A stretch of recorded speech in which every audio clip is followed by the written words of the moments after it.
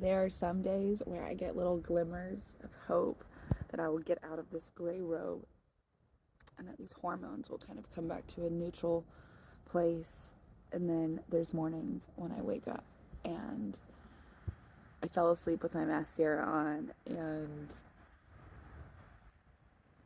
hardly got any consistent sleep. And I think that's probably when you're not getting the consistent sleep, is when you feel so hopeless, and that like coming out of transition into motherhood. I don't know. I'm really trying to get my mental health stability really, really under control this year. So, trying to catch myself before it happens. But man, I've been having such like good past couple days of like hope, just really seeing the hope and like so much good to come to fruition. And then it's like, with the highs come the lows. And like, man, babies are hard work. I'm about to have a 1 year old. Where's time gone? I've been living in this gray robe for close to 2 years now, and I think it's time to probably upgrade the gray robe, but it's so comfortable. And I also gave birth in this robe, so I'll probably never get rid of it, to be honest. It's such a comfort, like a hug. And I think that I just like probably wear it as like this giant hug that never lets me go, because I just am needing to soothe the inner child inside of me that never was soothed because she's never allowed to be heard. Oh man, we can unravel some stuff right here. Here's a moment of, I don't know, awakening, attunement, and aha. The little girl, the little child in me. Oh, I started rocking. I don't know if that's a mom thing or a spirit thing, or just trying to comfort myself, self-soothing. I've always had to be like scared of my mom. Children should be seen, not heard. Go sit in this corner until I'm done with work. Um, this is an AB drink, so see yourself to another one. An adult beverage, because she used to drink and drive with me in the car, and it just, just,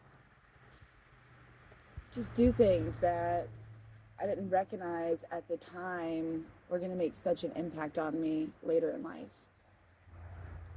She read my diary. She cut up my underwear when she would go through my underwear drawer if it was too like sexy or risky. She took the door off my room. She would say things like, "I brought you into this world, I'll bring you out." There was just no conscious parenting, and to this day she would still tell you she did nothing wrong, and that's fine. And that's why we don't have a relationship. It's because I can't be around that toxicity, because it did so much damage to me that I didn't even recognize that I was self-medicating with substance abuse for 15 years, maybe longer. I've been living on my own for almost 18 this year.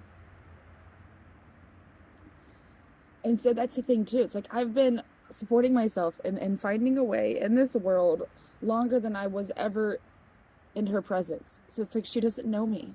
And so for me to set these boundaries that I'm having to, because she's sending me pictures of her shadow saying, "You will never hide from me. Like, I will always find you."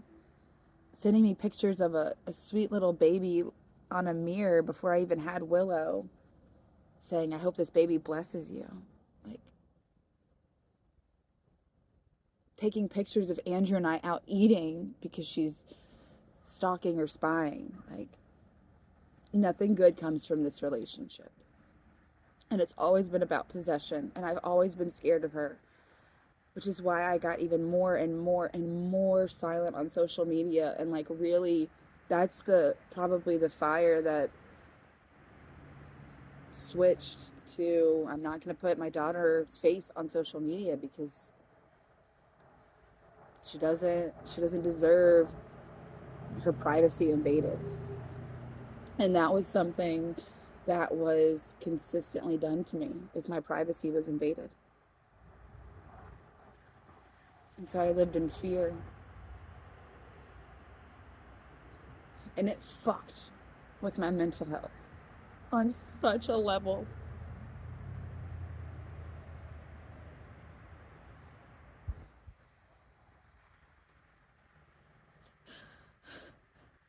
I tried to take my own life.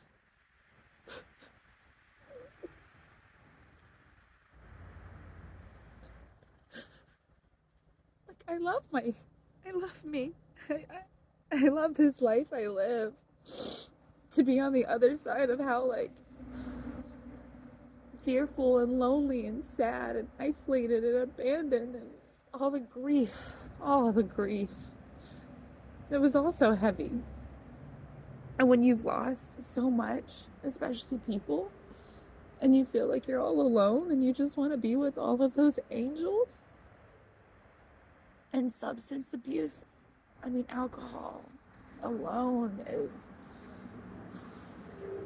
the way I think on alcohol. I'm not a good drinker.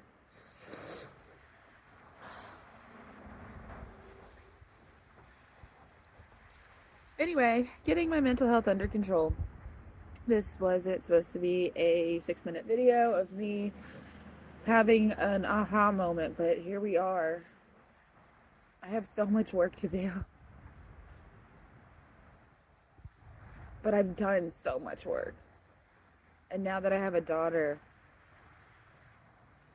I really get to look and reflect at where I came from and how I came through my upbringing and the boundaries that I'm going to set.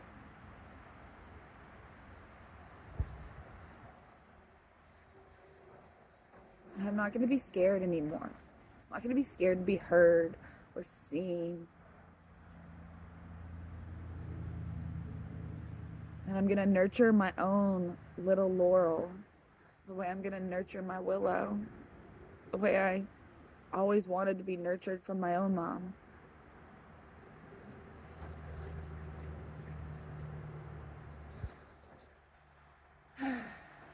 Eyes to the sun, feet in the earth and the ground, and water before your coffee. Have a good day.